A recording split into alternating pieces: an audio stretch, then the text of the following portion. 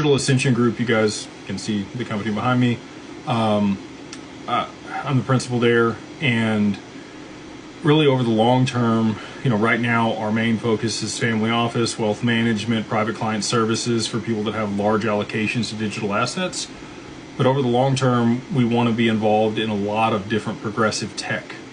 So whether that's AI or space or quantum or robotics, there's a bunch of different technologies that are going to be converging. I've talked about this book before, but if you haven't read The Future is Faster Than You Think, I would highly recommend that book, just so that you can understand the different things that were really on the precipice of adoption as early as 2018. We're here 8 years later in 2026, and we're starting to see regulation around all these things.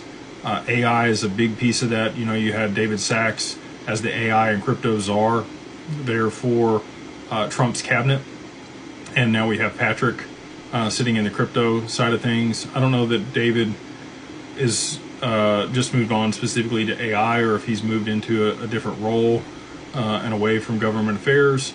I'd have to go look at that, but I know Patrick's now kind of in the seat driving the crypto discussion.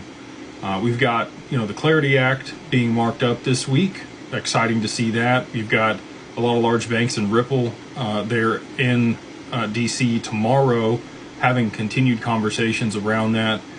They did pass the markup with no Democratic support here recently.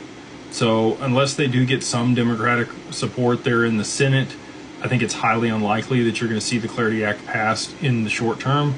Patrick, when he was talking on a podcast the other day, actually it was at Ondo Summit, he mentioned April 3rd is kind of the latest date for which he thought that might get passed. With midterms coming up, I really don't know. If they aren't able to get traction with the way that it's currently written, it may take much longer for that to get passed through as the focus shifts to midterms. And if the Democrats do win enough votes in either the House or the Senate, I do think it's probably going to get much more difficult for the Clarity Act to get passed as it's written. And I do think that there's a possibility that it'll get segregated. I think that the DeFi component of that may get stripped out and voted on later through a separate bill. And you might see just the Clarity Act around the CFTC and the SEC and what their oversight is on when it comes to digital assets.